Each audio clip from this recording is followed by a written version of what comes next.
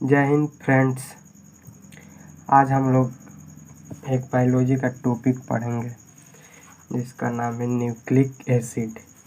इसे हम हिंदी में केंद्रक कहते हैं।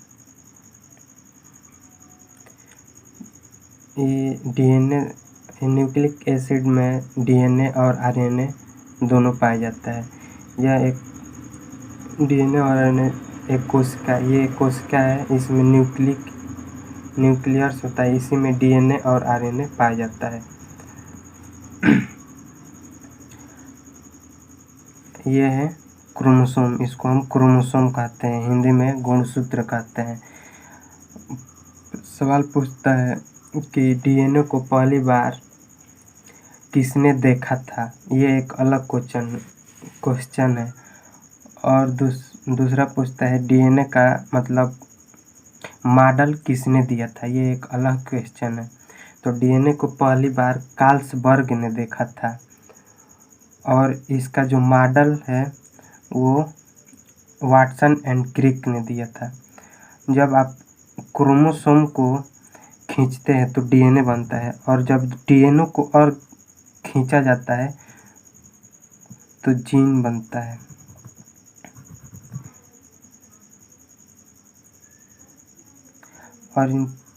और इसको समेटेंगे ऐसे तो गुणसूत्र बनेगा।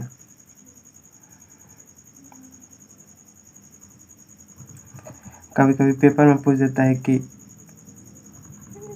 इस दोनों के बीच की डिस्टेंस पूछ देता है, तो 34 एंगस्ट्रॉम होता है। इसको हम जीन बोलते हैं।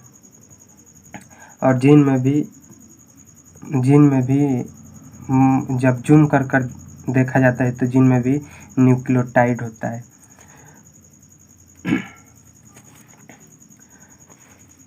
ये है न्यूक्लियोटाइड, इसको हम बोलते हैं।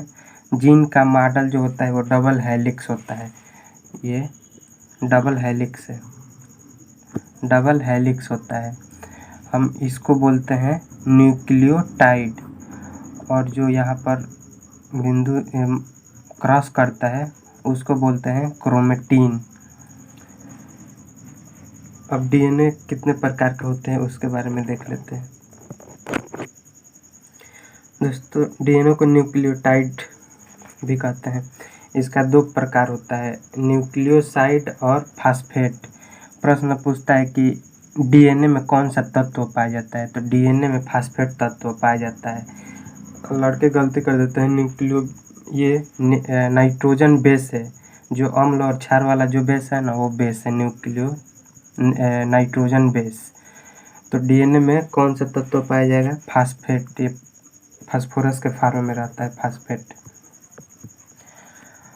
और न्यूक्लियोसाइड 2 प्रकार का होता है, एक शुगर और दूसरा होता है नाइट्रोजन बेस।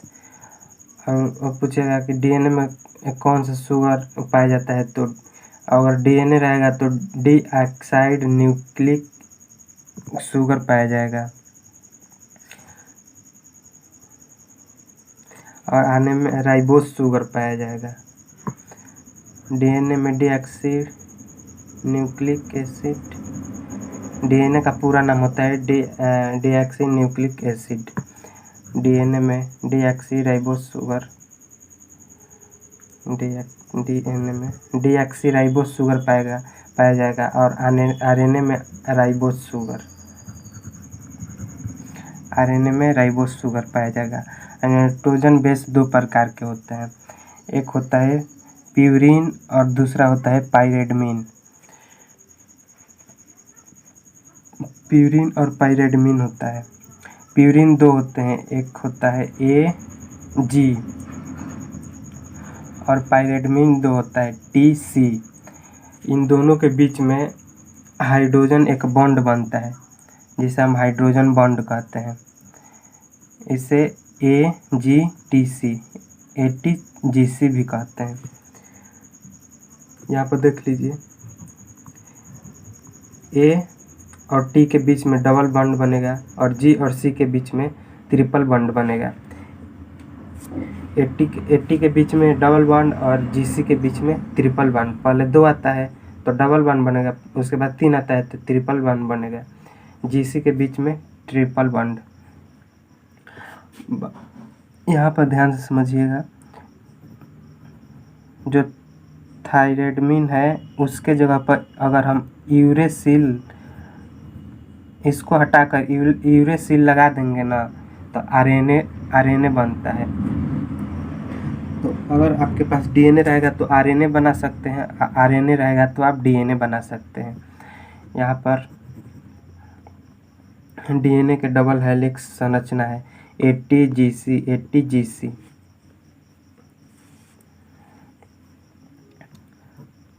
अगर यूरेसिल के जगह पर थायमिन लगा देंगे तो डीएनए बन जाएगा, और थायमिन के जगह पर यूरेसिल लगा देंगे तो आरएनए बन जाएगा। डीएनए जो होता है जेनेटिक इन्फॉर्मेशन होता है। जेनेटिक इन्फॉर्मेशन कहने का सेंस है कि अगर आपका डीएनए जैसे हम कोई सब्जेक्ट पढ़ा रहे हैं, जैसे जीएस पढ़ा रहे हैं, तो ये ज़रूरी थोड़ी ना है कि हमारा जो बच्चा आएगा वो जीएस का विद्वान आएगा। उसे हम जेनेटिक इन्फॉर्मेशन कहते हैं। जैसे हमारे शरीर हाथ में 5 उंगलियां है, तो ये किसको बात पता रहता है? ये डीएनए को पता रहता है कि हमारे अगली जो पीढ़ी आएगी उसमें 5 अंगुलियां ही रहना चाहिए। ये ज़रूरी थोड़ी ना है कि पहलवान का लड़का पहलवान ही होगा। अगर पहलवानी हमारे शरीर से होते हुए कोशिका में जाकर न्यूक्लियस में जाकर डीएनए में जाता है, तो जो हमारा अगला पीढ़ी होगा पहलवान ही होगा।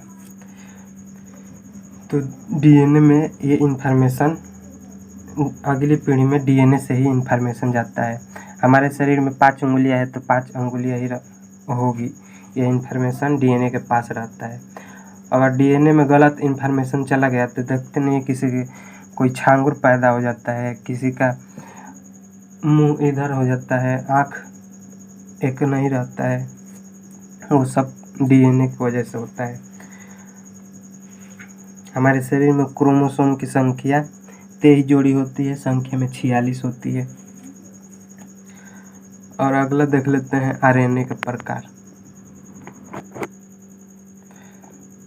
आरएनए राइबोस शुगर पाया जाता है, बेस थायमिन होता है, यूरेसिल, थायमिन के जगह पर यूरेसिल लगा देंगे तो आरएनए बन जाएगा। अगर यूरेसिल के जगह पर थायमिन लगा देंगे तो डीएनए बन जाएगा। इसका संरचना सिंगल हेलिक्स होता है,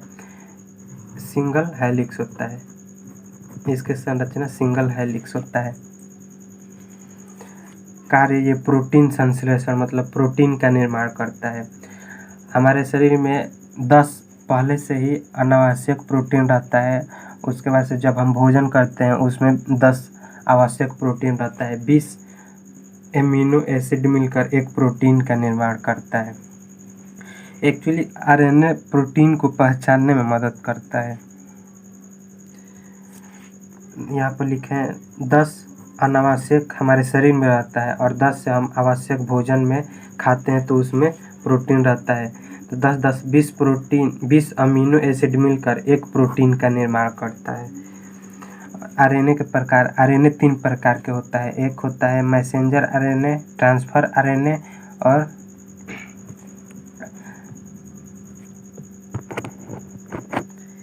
जो मैसेंजर आरएनए होता है ये प्रोटीन को पहचानने मतलब अमीनो एसिड को पहचानने में मदद करता है।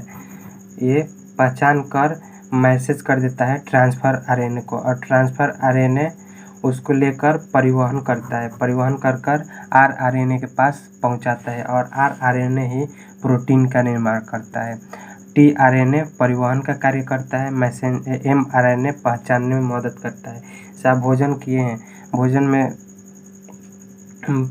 एमिनो एसिड इधर उधर घूम रहा है, उसको एमिनो एसिड को एमआरएनए पहचान कर मैसेज कर देता है ट्रांसफर आरएनए को, मतलब ट्रांसफर आरएनए को दे देता है और ट्रांसफर आरएनए करता है परिवहन का कार्य।